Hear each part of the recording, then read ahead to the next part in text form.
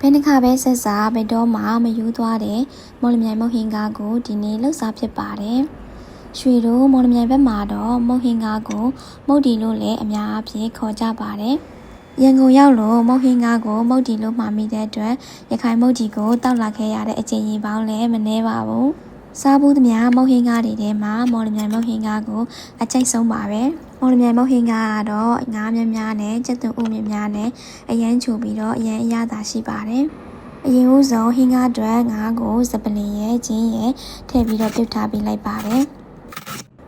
ငပြောပင်လေးတွေကိုလည်းအနေတော်အပိုင်းလေးတွေလှီးထားပြီးတော့စားနေပြီးရင်ရေလေးခဏစိမ့်ထားပါတယ်။ငပြောဥတိုင်းကိုပို့ကြိုက်ပါတယ်။ငပြောဥတိုင်းကရှာဝင်လို့မရလို့ဒါလေးပဲတုံးထားပါတယ်။ချက်သွန်နီတွေကိုလည်းအတုံးကြီးလေးတွေတုံးထားပေးပါတယ်။ဒါကတော့အနှစ်လောက်ဖို့အတွက်ချက်သွန်ဖြူချင်းချက်သွန်နီစပလင်လေးကို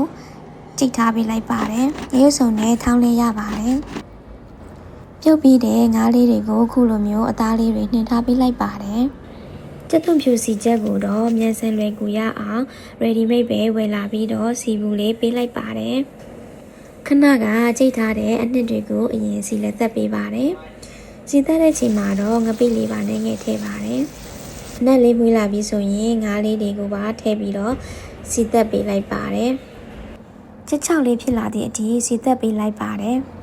ဟင်းငါးစားချက်ဖို့အတွက်ချက်သွန်နီတုံးထားတာလေးနဲ့ငပြောပင်လေးတွေကိုထည့်ပေးပါမယ်။ငါးပြုတ်တုံးကရလာတဲ့ငါးပြုတ်ရည်လေးကိုထည့်ပြီးတော့